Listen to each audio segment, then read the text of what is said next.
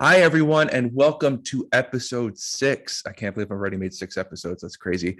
Of the Here I Am podcast. I am Andre, also known on the TikToks and the Instagrams as a dork who lifts. And here I am with the absolute amazing woman, Dr. Wendy Doucette. Hi, Wendy. How are you? Hi, I'm great and so glad to be with you on your sixth podcast. Yeah, the fact it's just a little like overwhelming of the I'm actually doing the thing. I've set out to do a thing and I'm doing the thing, and it's just like from a lot of like the trauma responses or traumas in my past, it's just very like, oh crap, you're doing it now, dude. Like what the heck? And not expecting it to blow up in my face. So that's kind of nice. There's something really powerful about telling yourself you're going to do something, thinking about doing something, and then doing it, however small. This is a big thing, but however small that thing is, like I'm going to make my bed. You make your bed, there's that sense of like, oh, I kept this promise to myself. Yeah, it's that's like probably like the most rewarding thing about it so far is that like I've actually set out to do the thing. So Dr. Wendy, I could list off a bunch of your accomplishments, but I like to have the people who come on brag about themselves a little bit. So tell us a little bit about yourself. Oh, I didn't prepare to brag about myself.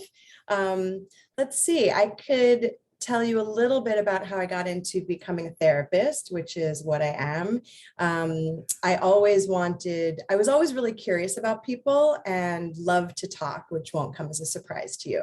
And so it was a really natural fit for me to be studying psychology. And I also really loved sociology, which is essentially the person in the environment. So I ended up going to social work school, which was the perfect pairing of sociology and psychology.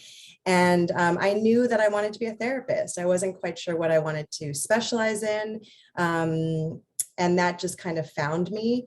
But I also love being in school. So any opportunity to train, to learn more, to read about something I'm interested in. Psychology and sociology were really although I love to read, it was the first time that I was really digging the content and the material. And all these years later, after graduating from college and grad school and my doctoral program, still kind of the same. Like if there's something of interest to me, I just want to learn more about it. So I'm not sure how much detail you want, but currently I'm in private practice in Los Angeles. And what that looks like is pretty much staring at my computer screen a lot. I do not see anybody in person because of this ongoing pandemic, but I'm really grateful that I'm able to be of service and doing work that I love in the midst of a time when a lot of people are not and don't have that luxury. Yeah, So, yeah. yeah, I was just saying, I totally hear you. Did you have like a moment in your life? Because I know I have friends who are therapists too, who like something like happened in their life that just made them go, I want to dive into this more. And then, you know, like was therapy always a part of your life? Like, did you go to a therapist and they maybe inspired you to become a therapist, or did something happen where you went like, okay, I'm trying to process this. I want to help people process this type of thing? That's a great question. When my parents were divorced, my mom sent us to therapy, which was my first experience. And like most kids, when you are told to do something and you don't really understand it, you're going to fight it. So it really wasn't until college that I chose to go to therapy. And when you choose to go to therapy, it is your decision, not your parents or your spouses, or because you're in trouble or various external factors. When it's coming from inside, I think too, that's when you can really do some good work. That and finding a good match of a therapist. So it's a great question because I think for a long time I knew that that was something that I wanted to do, but I wasn't consciously aware of my own traumas and my own history. That now at 51, looking back, I realize that like my grandmother passed during this time, during the pandemic, rather, in October of 2020. So I was with family in a really difficult, stressful time. And I remember coming back to California after that trip, and I love my family dearly, as we do. But I remember having the thought, it's no wonder that I became a trauma therapist, because in my family, and you did ask about things that I felt comfortable talking about or not, there's a lot of unresolved stuff. There's a lot of things that happened that people in my family carry with them and impacts their present functioning, whether it's in relationship or work. And I think that was really under the surface for me, Anjay. I wasn't consciously aware of this sort of idea of resolving trauma and the impact that trauma has on our present day until I had been in the field for at least, I would say, a decade, maybe even longer. That also showed up when I was working in a treatment center focused on mental health and addiction, where I was just seeing so much trauma. And honestly, as a therapist, I felt really overwhelmed and ill-equipped. So that's kind of what steered me in the direction of learning about hypnosis and somatic methods and other ways to really help people who are struggling. And those people may not even know what it is that they're struggling with, but it's coming out in self-destructive behaviors or addiction, or depression or anxiety, or any of the things that usually will bring people into therapy or things that people struggle with.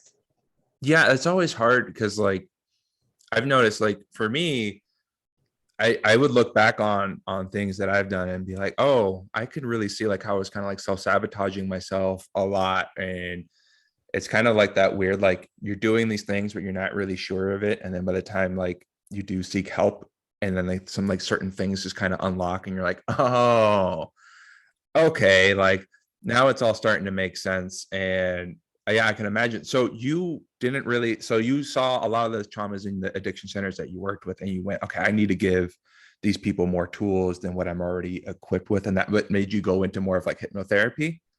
Yeah, when I was working in the treatment center, I had already been out of school and working. I did take some time off to start my family and take care of my kids. But, it was the first time where I felt like, I have my doctorate degree. I've gone to school. I have had a lot of experience in field work, but I think the listening and the validating and the things that I'm good at are not cutting it here. And so there was something innate there was something inside me that felt like there's got to be a better way to really effectively help people who are struggling than what I'm doing. And so that I'd gotten I tell this story, but I'd gotten a flyer in the mail, and therapists get many, many flyers every day about trainings and opportunities. And oftentimes we just go right for the recycling bin. Like, I'll receive it in my mailbox, I'll recycle it. But I received a flyer, a mailer for a hypnotherapy training, and it was rapid resolution therapy. So it was really appealing to me because there was the pace at which we can help people is fast. And I think it might have even said painless, which is a word that I use now, right? Like it doesn't have to hurt to be processing trauma or updating trauma. So that was really my first sort of entree into another modality, and really specializing in trauma as a result, and really actually being like excited about trauma as a result instead of fearful of trauma, which was a really big shift for me. How did you, so how did that like occur? Like, why did you find yourself like being more afraid of traumas? Was it like you were fearing of your own traumas and like your own past, and then so like trying to deal with others, or like made that kind of weird? Or No, that's also a great question. I don't think that I was quite aware of my own stuff for a long time. It was more that I was, and it might be a dirty little secret, but I think that many therapists will admit that there is some fear around harming. We go into this field to heal, to help, to support. We go into the field for different reasons. A lot of therapists go into the field to heal their own traumas, but we certainly don't go in it to harm people.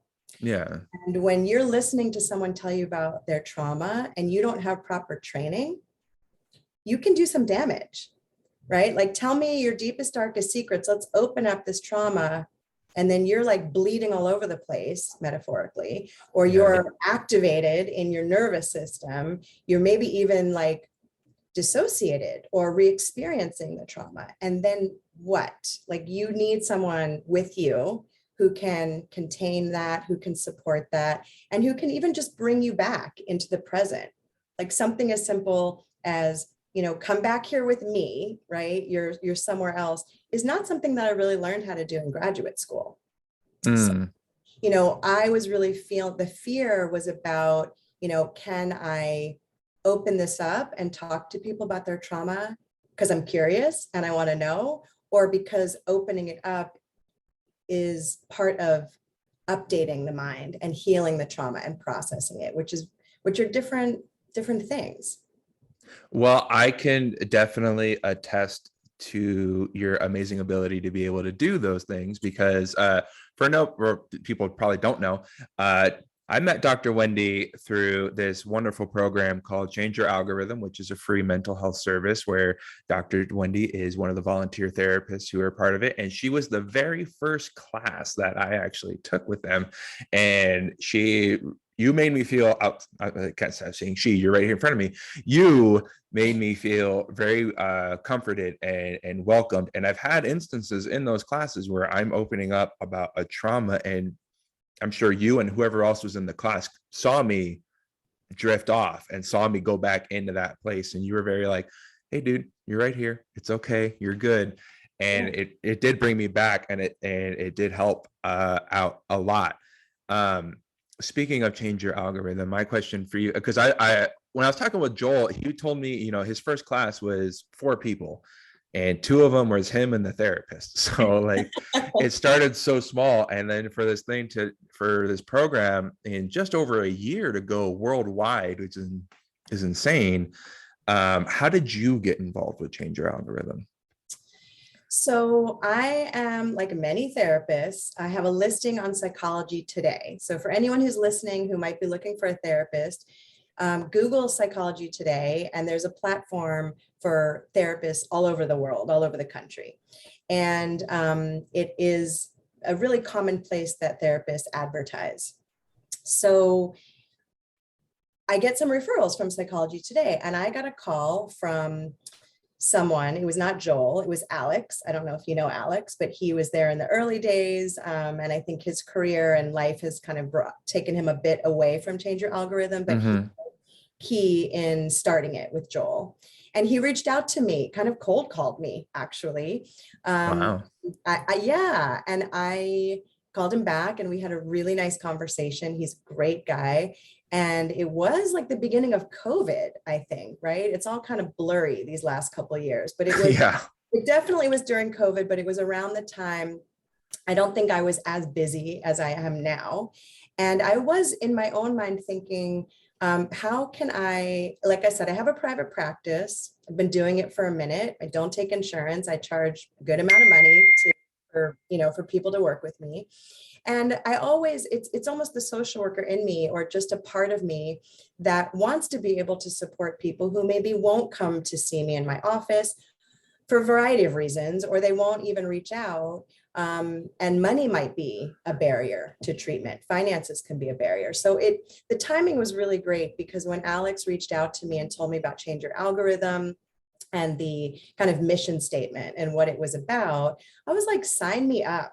I've had experience working with groups. And so in my private practice, I just see individuals.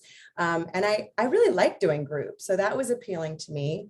And it was really appealing to me to think about being able to reach people who, like I said, wouldn't come in to see me, but might be out of state, might be in another country.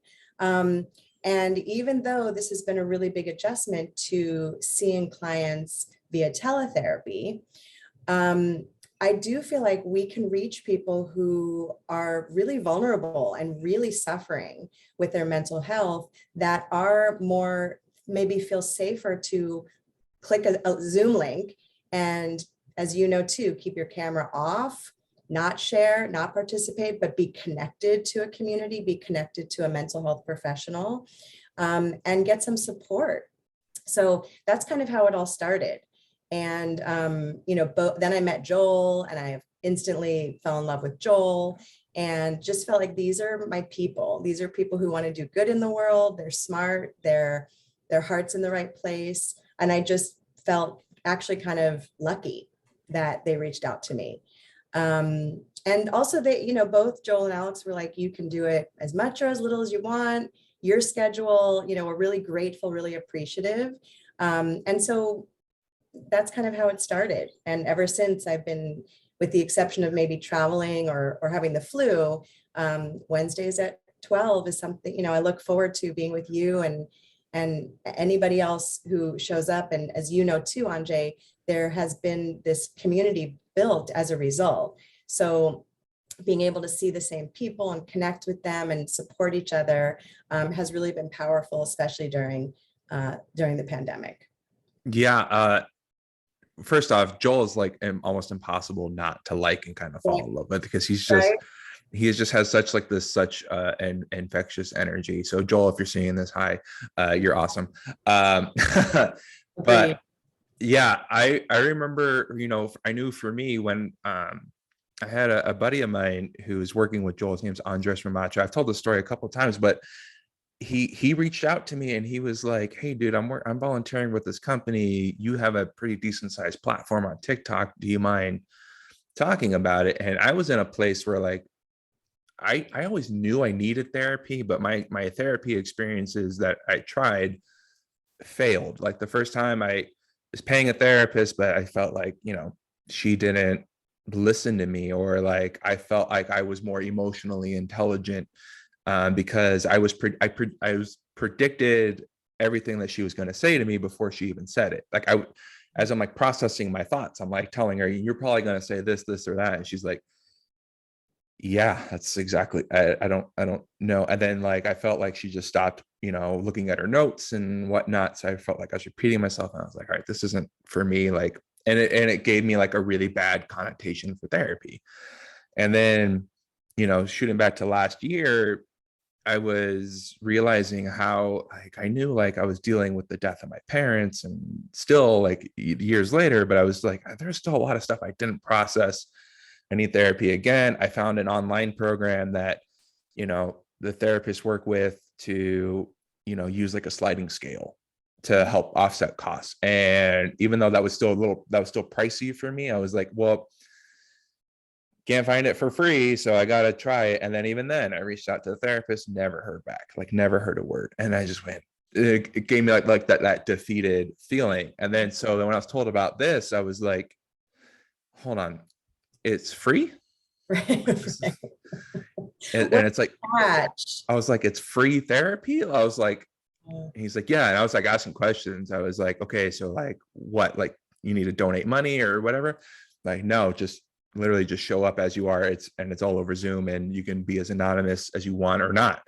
And I went, okay, 1,000% will promote this. 2, I need to get in ASAP. And then I saw your class. It was at the time, it was like tools for healing trauma. I think that's what it was called at the time. Changed a lot. I mean, the other thing that was really appealing to me, Anjay, is that Joel said, you can do whatever you want with the group. Like you can teach whatever you want, you can share whatever you want. So that's kind of, for therapists who's worked in treatment centers and different agencies over the years, where it was like, we need a skills building group and we need a relational group, or, it's all good, but to have that freedom to just talk about whatever I really am into made it easier. So there were a lot of different topics, and I'm not sure, but I am honored that your first class was with me. And Well, that's what made it, because it had like trauma, and I went, oh, I'm traumatized as hell. Like, let's fucking go. Like, I'm gonna jump into this class.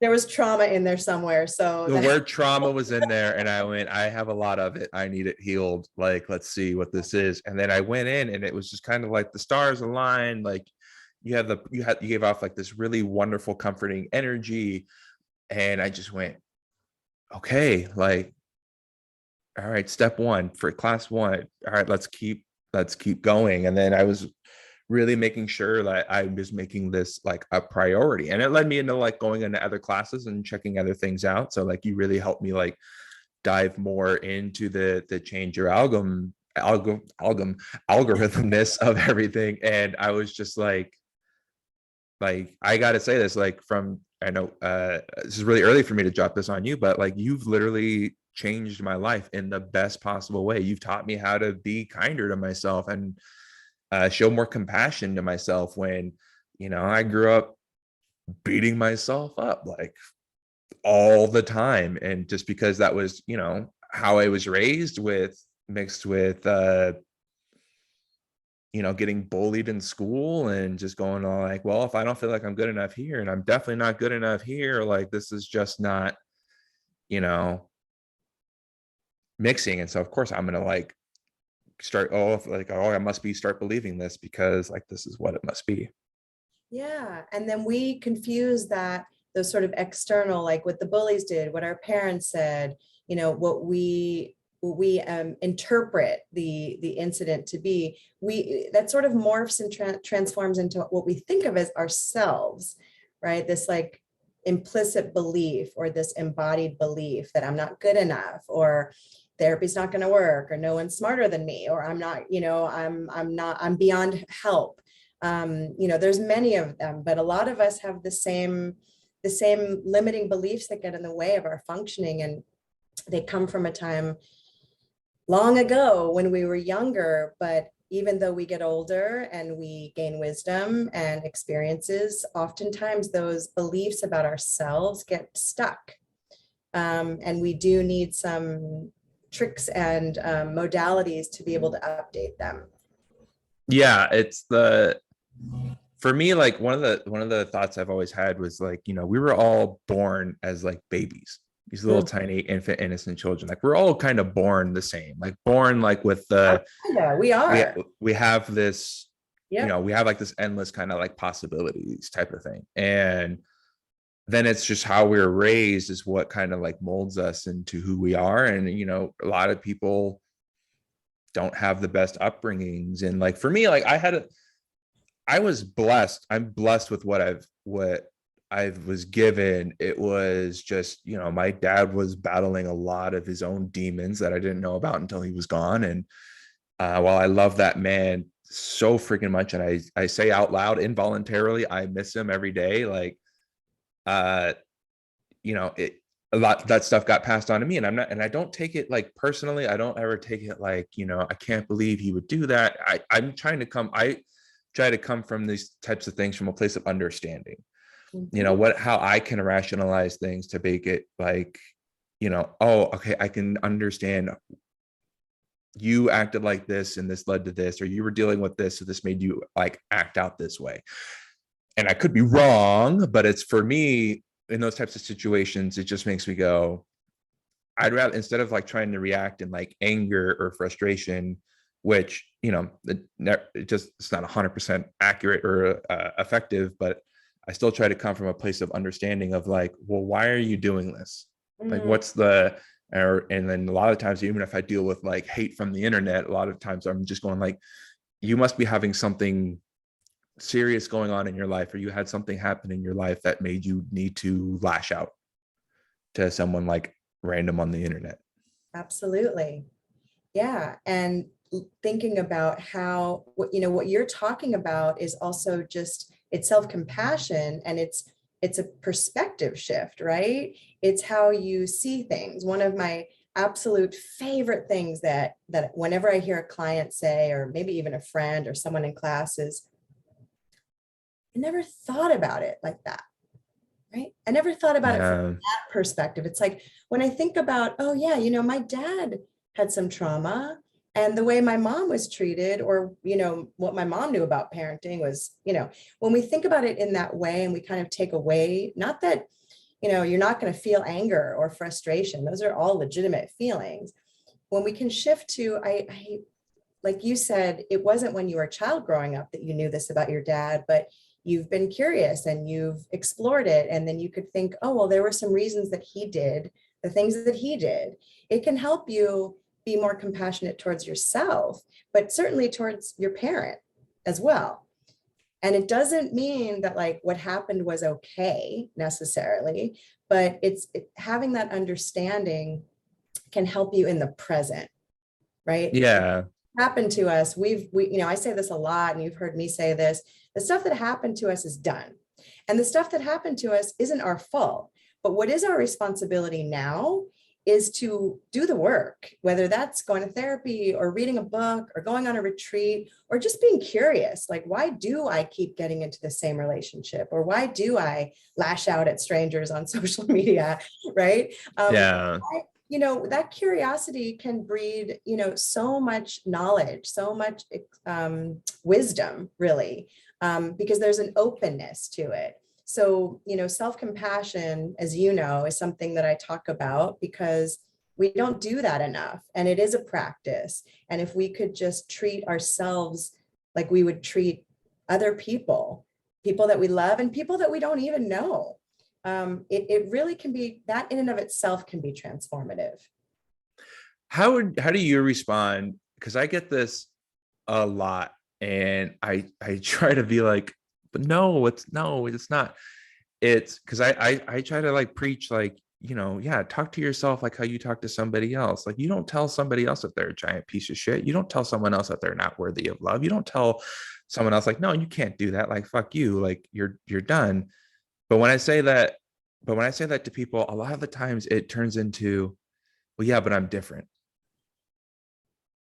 So how do you respond to people who, like, I'm sure with clients, especially like maybe like first time or like first few sessions or whatever, is like, no, I don't deserve these good things. Like, how do you respond to it? Well, I think that sounds like trauma, right? I'm not worthy of self-compassion. Who am I? I'm different. I'm shit. I'm crap. Um, where did you learn that? Who told you that? When did you first start thinking that? And sometimes people will say, I've always known that about myself. I might just myself as a therapist be curious, also being compassionate, because I don't agree with that. So even if you think you're a piece of shit and you've been told that you are trash and you're not worthy, I don't believe that. So I'm going to hold space and I'm going to see you as worthy, because I do see you as deserving of a full and beautiful life. And also even see you past this trauma. So like when you are feeling more confident, when you are feeling happy, what might that look like? Might you be more open to a relationship or trying something that you have never tried before, like, I don't know, a podcast, and not thinking about it, but like actually doing it and knowing Yeah. there's a part of you that knows I can do this. I've got things to say. I have people to talk to. I don't have a podcast, so I don't know all that's involved, but there was a part of you that probably said, who are you to do a podcast, Andre? And then there's other parts of you like, well, I know some stuff and I have, I know you are an very easy person to connect with and talk to. And so it makes sense to me that you would be hosting a podcast. And it doesn't surprise me at all that people are game to come on like I was. Yeah, it's the whole like idea with the podcast. My first initial thought was, great, dude, you're gonna be another white dude with a beard who has a podcast. Like, welcome to the stereotypesville, population me. But it was also like, with the things that I was noticing, especially in like the change your algorithm classes, and I'm afraid to say this because I don't want this to come off as boastful, but I felt like whenever I shared, and I was noticing this on TikTok, whenever I share something about myself that is really vulnerable, a lot of people connect to it and they go, yeah, me too. Or they'll say the things like, wow, I've never been able to, you just put like these thoughts into words. Like, I never, like what you just said is exactly how I've been feeling. And I didn't understand it until now. And I felt like, okay, well, what if I did a podcast where I'm just going to be myself and talk about what's going on in my life via, if it's with somebody or by myself, um like what would that look like? And with the ultimate goal is always hopefully that people will connect and it can help them and let them be seen and let them know that they're not alone. And it's not like, that I'm calling this the Here I Am podcast for me to be my authentic self, which is the scariest thing for me to do, because I've always been that person who would try to fit in with other people, to try to get other people to like me. And I would go like, oh, you like this kind of humor? You like these kind of jokes? boom, I'm gonna come up with a bunch of them. I'm just gonna come riffing, or like, oh, you like this sports team? Awesome. I'll talk about that all day, every day with you. Like, oh, you like sports? Cool. I can talk sports with you. Or, oh, you like weightlifting? Cool. I will talk weightlifting. Whatever I can do to be like, hi, I want to fit in with you. And then now it's just like, while I am a fan of all those things, I do like sports. I like weightlifting. I like doing all that stuff. I feel like I have an eclectic personality, probably because I was trying to morph my personality so much growing up. But it's just strange for me to like be raw and here and just going, here I am, like, take it or leave it. Yeah. And like you said, when you share, you never know who's listening. You never know. And even on, I mean, not even TikTok, Instagram, Facebook, Snapchat, whatever, all of these social media platforms, we don't always know who's watching. We don't always know who's moved. We sometimes hear the people that are haters that trash you. And like you said, if someone thinks you're boasting because you're sharing, it's not about you. That's about them and their experience. And if they think that you're boasting, let's say one guy thinks you're boasting and 50 people, or with your platform, it's like thousands of people are moved, are healed, relate, connect, don't feel alone. That is what you can focus your attention on, because there's haters going to hate. There's always going to be people trying to tear us down. There just are. That's the world that we live in. So we get to discern as fully formed grown-ups where we're going to focus our attention. And do we focus on that one dude or that one woman or that one person, that one human who is critical and judgmental and racist and sexist? Do we focus on that person? Or do we just kind of roll our shoulder and let that person be and focus on what feels good? Like, it's satisfying to be helping other people. And when you're describing, what motivated you to do this podcast, of the TikToks that I have seen, that's very much the feeling that you portray, is like, I'm having these thoughts, I'm sharing this, and that's it, right? This is authentically who you are. And I truly believe, as a therapist, one of my strengths is something that took me years to figure out, which is that I can kind of just be myself. I don't have to say the perfect thing. I don't have to, do it a certain way or follow one philosophy or one theoretical framework and do it perfectly. That I can integrate what I've learned, but most of all, allow for that connection, which comes much more easily when we are our true selves, when we are authentically ourselves. So, I think you've had experience doing that. And the more you practice it, and the more you also do get reinforcement and praise, then the more your mind updates. Like, this is not only okay, this might actually be good for me to be doing this. Like, it's not only safe, but I could really be helping people by sharing authentically. Yeah, I've had like the thoughts of like, if people are hating or like they say like a comment or something like that, sometimes I go in my head, you're missing the bigger picture here. Like, for me, there's a bigger goal here, and it's, for me, it's to help as many people as I possibly can. And like, would I love to have this type of thing be my full-time job? You betcha. And I'm treating it like a full-time job, even though I'm getting zero money from it. But it's still like, I'm trying to like build this thing, like this community of myself, I guess you could say, of, you know, trying to end like this like stigma of like hurt people hurt people. It's like, no, like, we're all hurting. Most people have dealt with something traumatic in their lives, and instead of like lashing out at others, like, let's come together and heal. And like, I had somebody, I was talking about like, like, hey, let's like shout out to those of us who are treating the world with kindness, even though we've been shown nothing but hurt.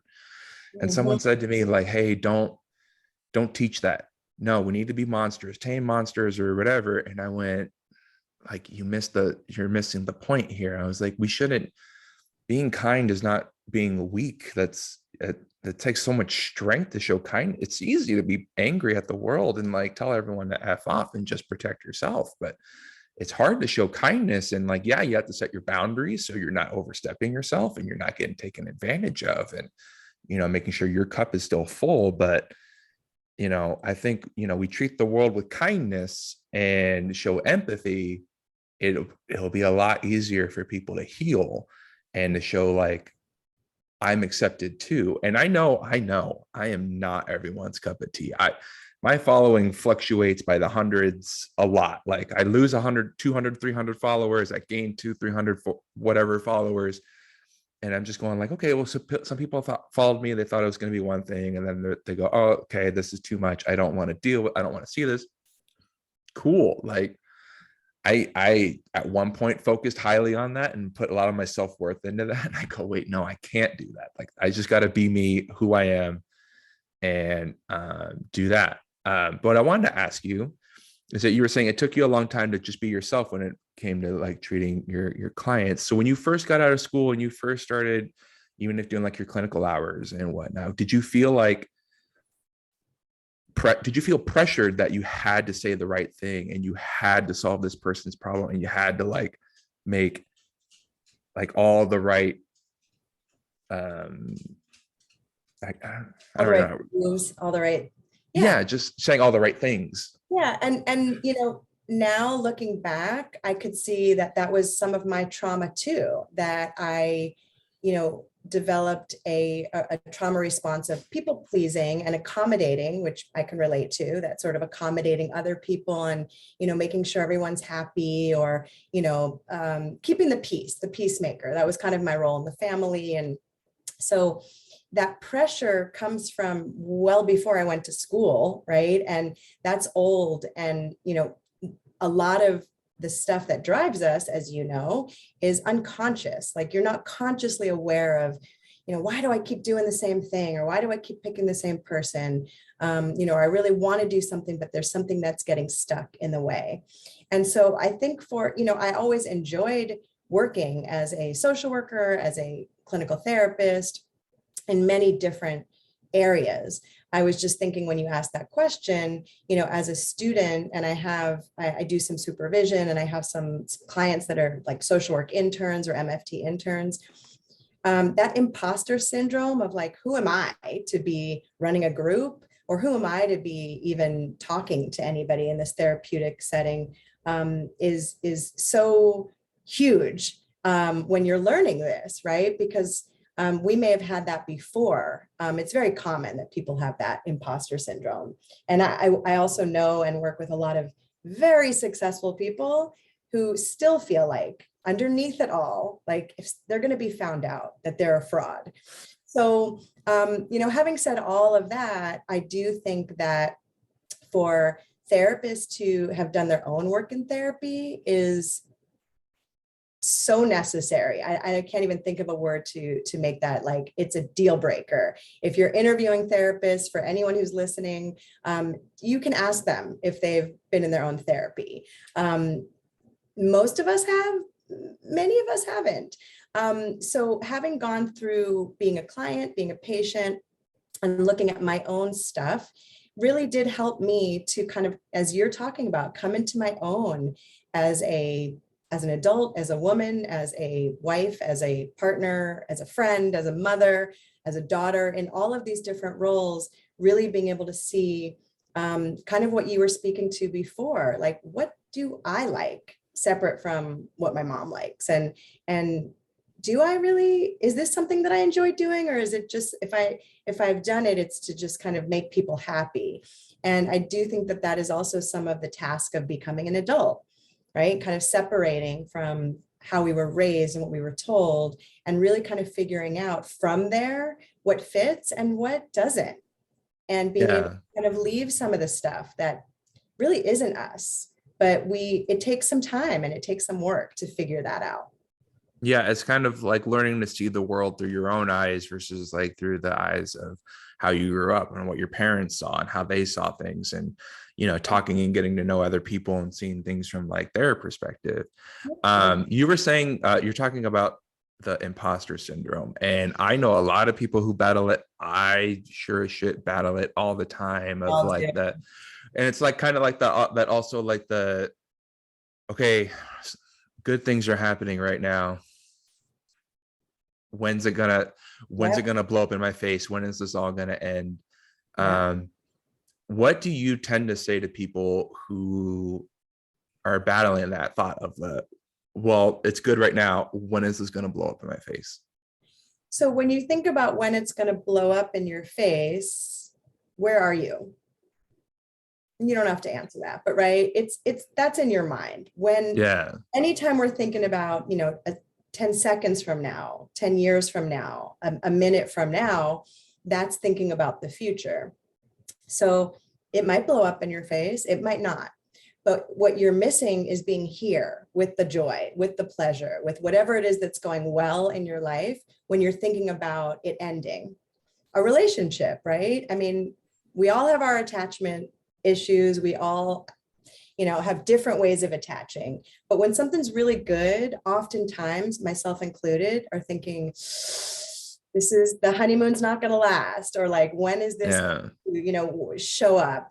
And it really does speak to that piece of, when this person gets to know the real me, like, are they going to still love me? Or when they see me old or wrinkly or sweaty or whatever it is, are they still going to be there for me?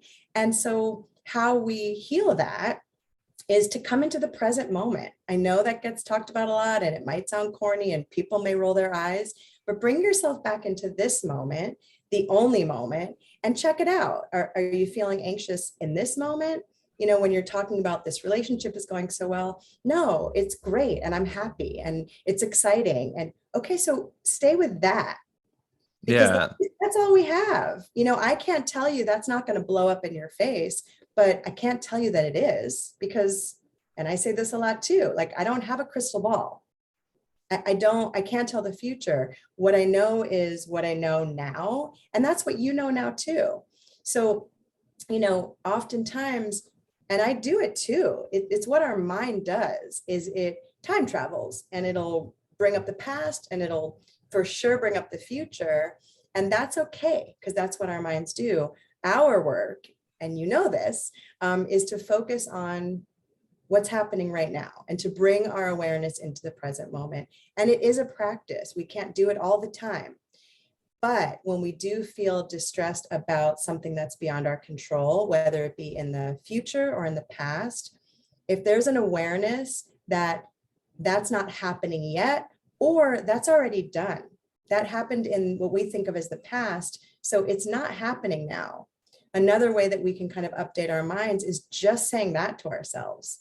Yeah, I've been hurt by people in the past, that happened and that affected me, but that doesn't necessarily mean that this person in my life is going to misbehave or hurt me or die, right? yeah. Had people die, people die. Doesn't mean this person's going to die right now, Yeah, right? But it it's kind makes of sense that the feelings come up because we're attaching and we don't it's want kind to of lose that attachment.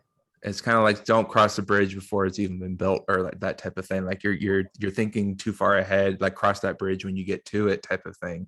Oh, uh no, I totally hear that. And I know for me, like, I've had, it's one of the lessons you've definitely taught me, is try to bring myself back into the present. And especially, and I think that's for a lot of people, especially like when we get triggered or activated and anxiety starts popping up, and like we start getting all these anxious thoughts and things about that. And it can either be we're thinking so much about the future, or we saw something, or something was said, or something happened that brings up the past, and that gives us like that anxious mind. And I know for me, like, I've had my moments where, the night that my mom died just pops right into my head, and like something comes up, or I'll see something and it just gets brought up.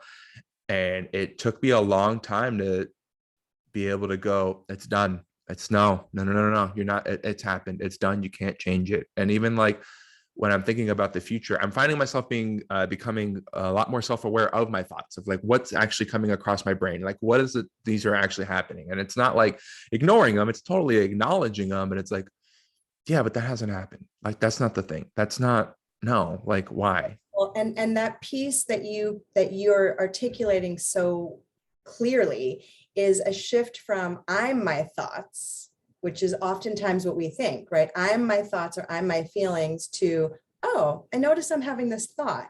I'm observing the thoughts. And then there's a detachment from us identifying with, I am this thought. And so when you can notice, kind of like we talked about earlier, that sort of compassionate inquiry, that curiosity, like, that's kind of interesting. I wonder why I had this big reaction, or I wonder why my thoughts are racing. But you're creating distance between yourself and your thoughts. And that in and of itself, it can be transformative. Yeah. And for anybody who's like watching or listening to this, I'm going to tell you right up front, it's hard. Like last week, I had a day where I woke up and I was so depressed, like heavily depressed. And I was struggling to just stay alive. And I was trying to like treat myself with kindness, but even then it wasn't doing anything. And my focus was, dude, just get to tomorrow. And like, that's, I know a lot of people, I mentioned this before, but I always feel like I need to hammer it home is when people ask you, like, I'm so depressed, like I'm thinking of ending it or whatever. For me, I just feel, please just get to tomorrow. And you'll never know what tomorrow is. And to be able to separate out, it's okay to have thoughts.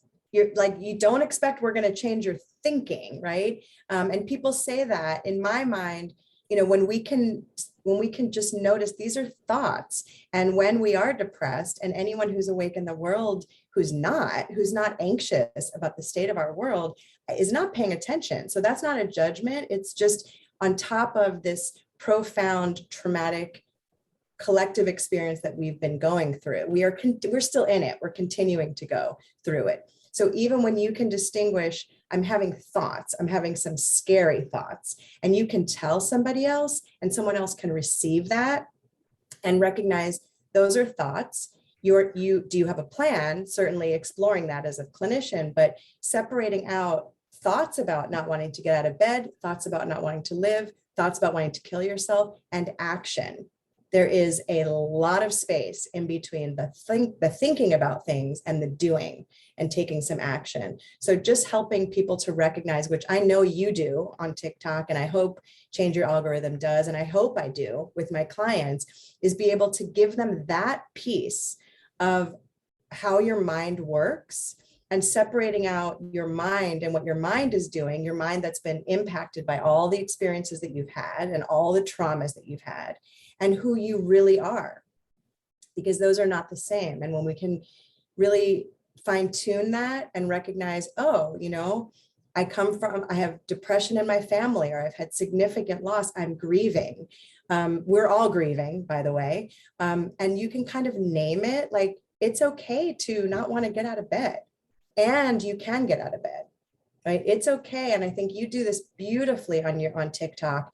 You share, sometimes I just don't know what's next or what I'm going to do or how I'm going to get through the day, and I do it anyway. Yeah. Right? So when you were saying too, like, I got to just get through this day, sometimes that's too much for people. I got to just get through the next minute. I got to get through the next hour, right? Yeah. And know that, like, bit by bit, reminding yourself, which we forget when we're depressed, when we're desperate, when we're riddled with anxiety or we're panicked, we're not thinking clearly, because our mind, the part of our mind that can think rationally and logically, is not functioning when we're triggered, when we're activated. And so to be able to come into the present moment, to regulate our nervous system, to come back into the here and now, is not only, life-saving, but it really helps us to use our whole brain. And again, it kind of goes back to that piece of, like, I never really thought about it that way. I was thinking, I'm depression, I'm this, I'm terrible, as opposed to, these are just thoughts, and I don't have to pay attention to those thoughts, just like you don't have to pay attention to the haters. Look at you bringing that back around. Look at that. How I did that. As you were talking, I was like, man, she's bringing this all back full circle to, like, when we just first started talking. I was like, look at her go, look at her go. It's like she knows what she's doing. Sometimes, not always. Yeah, I mean, my motto in life is we're all just making this up as we go along and just figuring it out, because the world is just weird. And I always think, like, whoever, and I'm sure you deal with this, but, like, there's a lot of people who would look at sure a lot of people look at you and go, oh, you're a doctor, and you do therapy and you do all these things, and like you must have everything figured out, you must never have a bad day because you have all the tools in your bag to fix it. And then it's like, I'm sure you go, no, I'm just kind of making this up, and while I do have tools, it's still, I still have my rough days. Again, kind of going back to the authenticity piece, I like to think of myself as having really healthy and good boundaries with clients, with change your algorithm. But you've also heard me share personal stuff because that is true. Like if I'm coming into class and I'm just finished with a client or something happened, I spilled my coffee, I will let you know what's going on. And I feel like that is just more real. For me, it's actually kind of easier to just kind of, let you know this is what's going on. And even with all of my schooling and my experience and my whatever, blah, blah, blah, I'm human and I have a human mind. And, living in this world as we are, it's incredibly challenging. So, if we really think people are doing the very best they can, and it's hard to think this, but if we just Yeah. thought people are really doing their best, Anjay, with what they know, with the experiences that they've had, with the tools that they have or don't have, if we just had shifted that perception, thinking about people who've bullied us and hurt us and broken up with us and cheated on us and all kinds of shit that we, still carry around with us. What if we did that? What if we just thought about it that way and Yeah. have compassion? It really isn't about those people who hurt us or those people who did us wrong. It's about our healing and our Yeah. ability to like let stuff go. I know a lot of people are, because I get this a lot, where if I tell somebody that they're doing their best right now and it's enough, I get a lot of, no, it's not.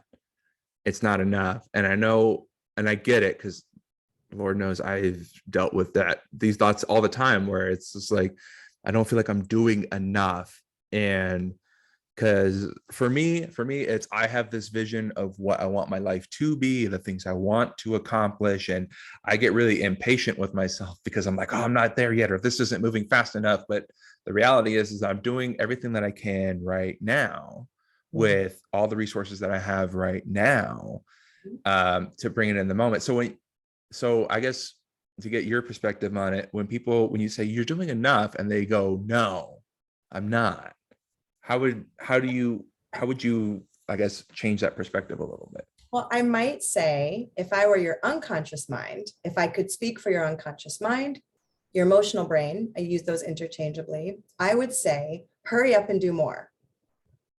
Hurry up, Hmm. right? Hurry up and do more, because that is what's causing the distress, that feeling, that belief that you're not doing enough, you're not good enough, you should do more. That's the feeling that belief generates in your body. That's the stuff that doesn't feel good, right? So hurry up and do more.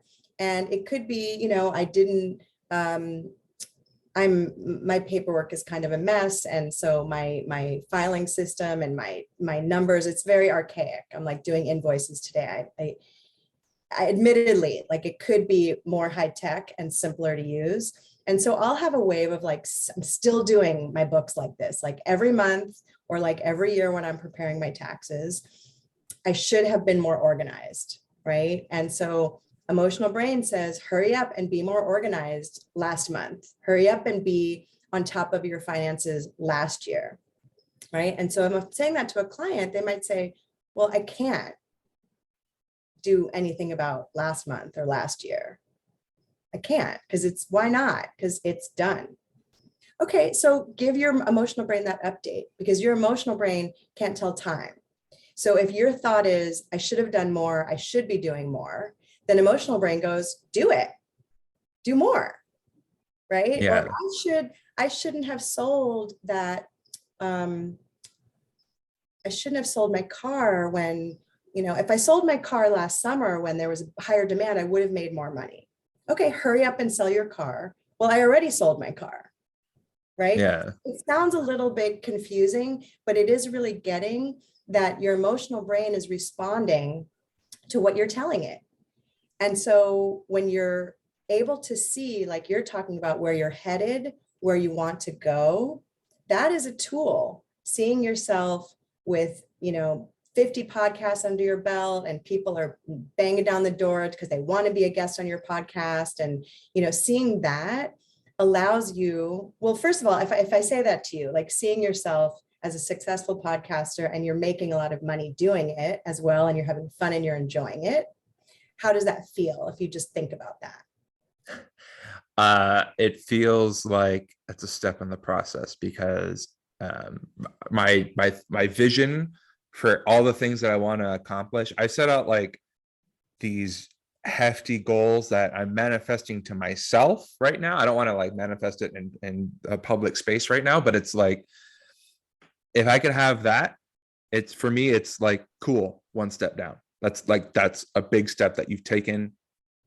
We're going to keep going. Because again, my thought process is I'm trying to make as big of an impact as humanly possible.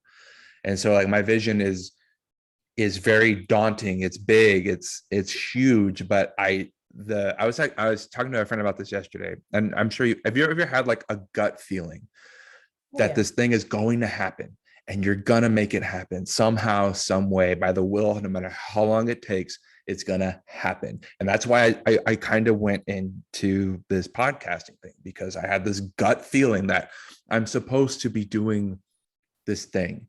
And every path that I've ever gone down in my life has always been for like for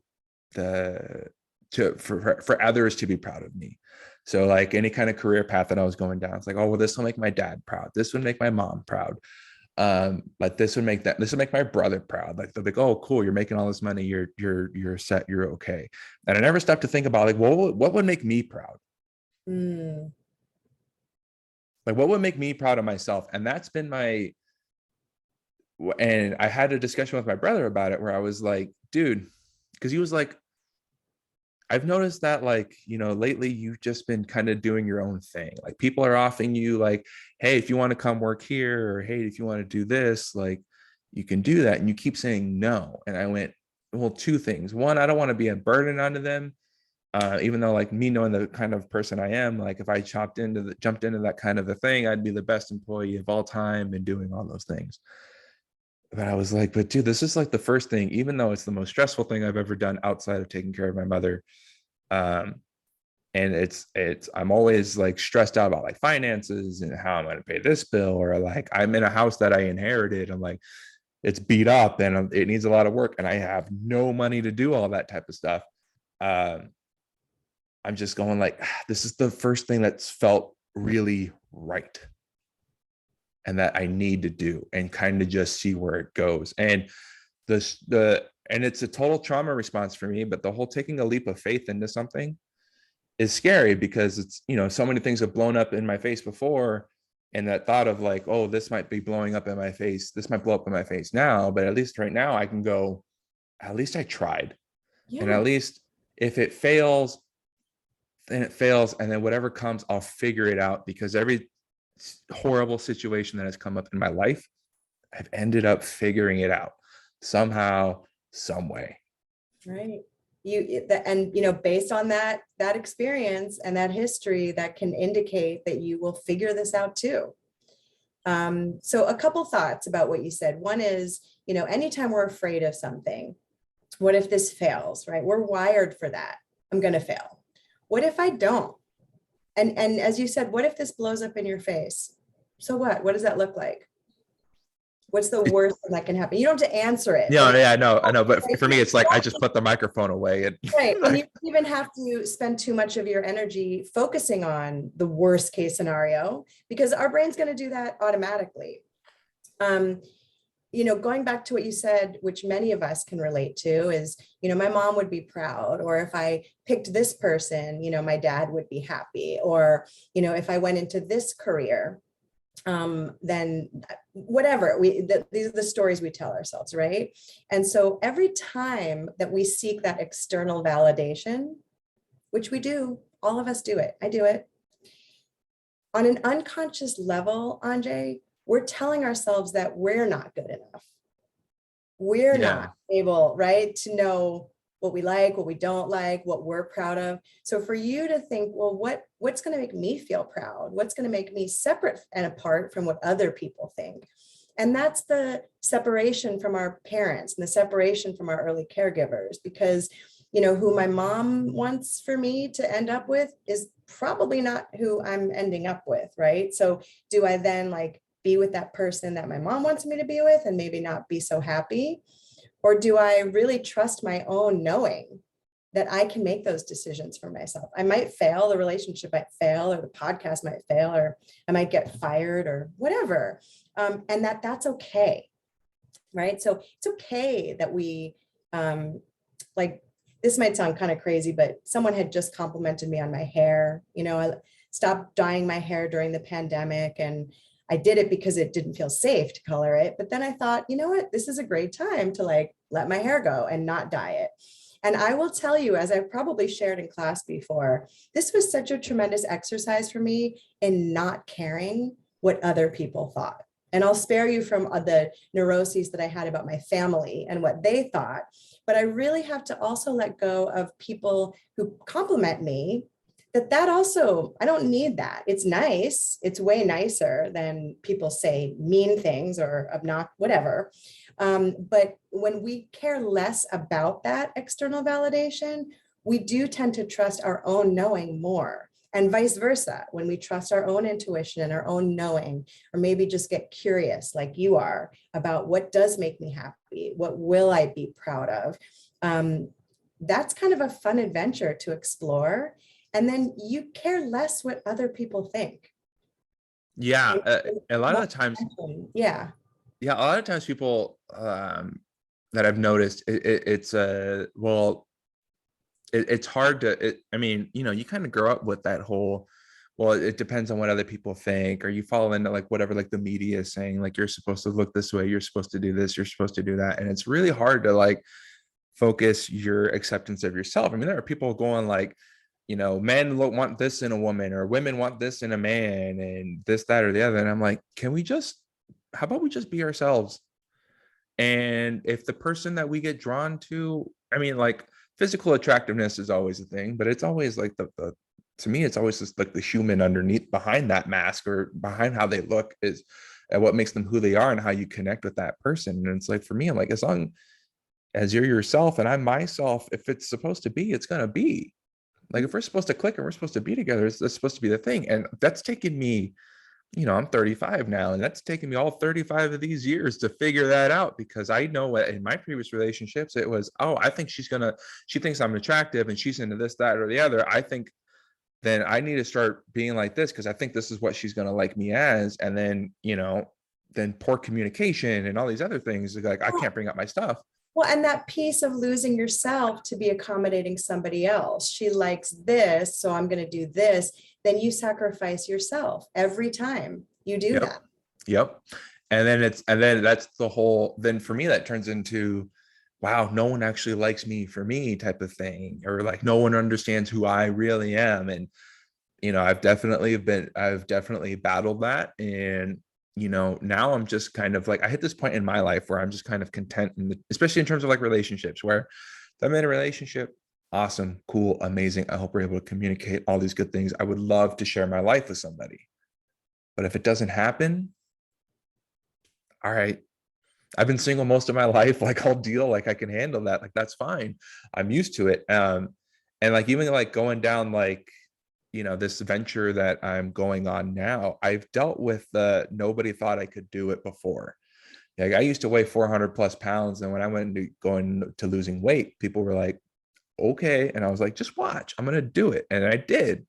And now granted, I've gained a lot of that weight back, but it's, I'm stronger than I've ever been in before in my life. I'm actually more comfortable in my body than I've ever been in my life. Even when I was like the skinny twig 6-pack abs guy, I was battling an eating disorder and still not thinking I was good enough, because I was like, oh, I'm not lean enough. My abs aren't showing enough. My arms aren't big enough. My chest isn't big enough. This, that, and the other. And And in it the was just meanwhile, following that. in the meanwhile, Yep. you're slowly killing yourself while you're having all these thoughts about yourself. 100%. And and again, that goes into, this is what I think everyone wants me to be, so I'm going to try to do that, versus this is who I am now. I know who I am. Again, talent, back to the title of the podcast. Here Well, I am. that's what I'm thinking too, is that this is for you. This is something that you're doing. And as I say, you never know who you're helping, that you model for other people that you too can be your authentic self.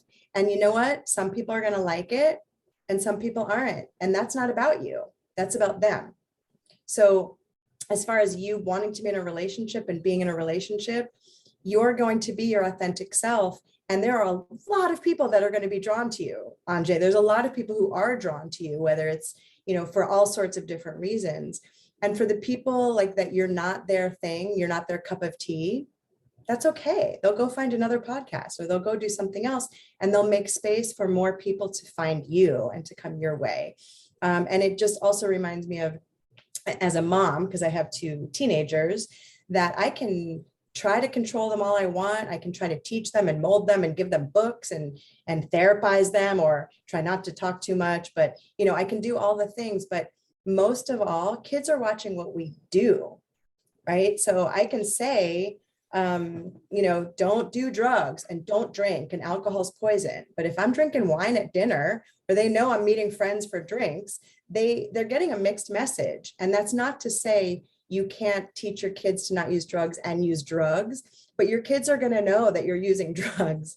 And so, whether you're parenting or you're doing a podcast or you're teaching, our emotional brain is learning in different ways, and it's not responding to all of the wah, wah, wah, wah, wah, like the teacher from Peanuts. It's responding to experiences. And so when you're modeling for people, you're not saying, be your authentic self. This podcast is about you being you. What you're doing is you're doing it. You're being true. Here I am, like it or don't. And then people see that, and they're going to be impacted by it for sure. I think the biggest thing I just took away from that is that you called me a model. Oh my God, thank you. I love that. All I heard was model. What did you That's all I heard. You said something. You said a bunch of other things, and I'm sure they're. No, I'm just kidding. No, it's true, and it's always my challenge in life after all of these years, is to be impeccable with my word, because I do like to talk and I like to share, and it's very easy to talk to you, and to notice too that sometimes, whether it's with my kids or with clients or anybody, that that the point can get lost in too many words. So I love that. I know you're joking, but that, like, what stood out for me was model. Well, I just want to be told I'm pretty. That's all no, I'm just kidding. Well, Dr. Wendy, I have to say thank you again so much for coming on here. But the way I like to end every single one of these podcasts, because I think it's something that's super important, is that we need to count our victories for the day, no matter how big or how small they are. So, Dr. Wendy, what is a victory that you have had today? Oh, what a great question. Well, I got through my very first podcast. Oh, this is your first one? Very first one. No way, Dr. Wendy. My very first podcast, and it was great. It was fun. It flew by. I really enjoyed talking to you. You were I'm gonna fess up. You were one of the people I was afraid to ask to do the podcast, just because I was like, she's so busy. There's just no way. And I didn't want to cross, like, I'm in all of your CYA classes. I didn't want to cross that boundary. And I just knew how I just knew how busy you were, especially, like, not only are you a therapist, you're a mom and like family, and then you're getting ready to go on a trip. And I'm just like, that's just, she has so much going on. And one day I just went, screw it. If I got Joel to come on and I got Suzanne to come on, and like, I was like, all right, just screw it. Taking the leap of faith of just asking. And if you said, no, you can't, too busy, I would, all right, cool. But sometimes, like, that's a hard, yeah, like, well, I'm so glad I'm so glad that you asked. And, you know, as a takeaway too, I used to have a magnet on my fridge that said, do one thing that scares you every day. I don't know where that magnet is, but that stayed with me. And Mm, when we can overcome a fear, however, again, however small, however big it seems to us, that's a victory too, right? I'm yeah. scared to do this thing. What if she says no? Or what if she's too busy? But I'm going to do it anyway. And then I was so honored. I really was so appreciative and grateful. And yeah, I'm busy, but here's the thing, we're all busy, whatever that means. We have full lives, right? And we can decide what we're doing with our time. Yeah. I just to open up to people more, my biggest struggle with like me opening, like reaching out to friends and stuff like that, I'm always like, oh no, they're too busy, that they have full and like full schedules. And no matter how many times people go, no dude, reach out, we can figure it out, I always, that's just like a giant struggle of mine. And I like to think that I'm getting a lot better at it now. I'm just starting to get better about, you know, reaching out and being more understanding if people are busy or they have stuff going on in their lives. I'll Speaking of things that scare you, I'll share with you my big victory for today. I told my brother about it, and it may seem a little silly, but it's a big deal for me. So I have a pool, and I've had a broken part on my pool filter for a really long time. That's prevented me from accessing the filter and cleaning the pool. And so like right now, it's no matter how much chlorine I add, it's green. Like it needs cleaning in the worst possible way. And after I did my taxes, I got like a return. It hasn't hit my bank account yet, but I've been waiting for it to hit my bank account so I can hire a pool guy to come fix it. And then so the other day I went in to buy like a butt ton of chlorine, and I was just kind of casually talking to the dude about like the issue. I'm like, oh yeah, I'm just waiting for a guy to come out and fix it. And he's like, it sounds like it's just this one part that you need to replace, and you can do it yourself. And I was like, you don't know how I am with fixing things, but because it's usually if I try to fix something, it's, oh no, I messed it up, let me go back and redo it. And then so I got the part, and this morning I went out to go see if I can fix it. And I watched like a YouTube video, but granted, I just like watched it. Like I just went like, it looks like it's just okay. It's just that, just pull it out and it'll be fine. Go to pull it out, I pull it, handle just came right off, and I went, that's not good. Okay, I probably should have paid closer attention to that video, or I did something wrong. And then lessons that my dad would teach us. It's the gift and the curse that my dad did. Instead of teaching us, he would a lot of the time just go, it's common sense, just look at the problem and figure it out, Mm, without teaching us anything. mm. And so in that kind of world of like fixing something is good, but like in an emotional sense, it's deal with it yourself, and that's bad. Which is what I carried on a lot in my life. And I went, I think I can figure this out. Then, oh, I have this clamp thing I can do and see if I can pull it out that way. And then I did, and then I put the whole thing together and I fixed it. And on the first try, and I just went, dude, you did it. Like, Amazing. And kick that, ass. you know, you may not think about it this way, but that's another update, right? Because there's those voices or those messages like it's common sense and you should figure it out, or you can't figure it out, or you're not smart enough to figure it out. And pushing through that, like that, I've never done anything like that. And probably most people who are listening would not know how to do that, even after having watched a YouTube video. So when you have this thought, like, I can't do it, or I don't know what it is, and you push past it and you figure it out, your brain gets like the update. I can do hard things, or I can do something I've never done before, and I can figure it out. There you go. I love it. That's a wonderful victory. So Yeah. congratulations. I And literally, keep a I, swing. I literally like shot my, well, it's going to be, I need to clean out the filter. And then it's probably going to take You. like 4 or 5 cleanings of the filter before that pool is even like Okay. remotely ready, but still it'll get Yeah. there. You're on your way, and Yeah. sort of one step at a time. Yeah. That was like the thing. I literally had like my fist in the air going like, dude, look at you go, like, hell yeah.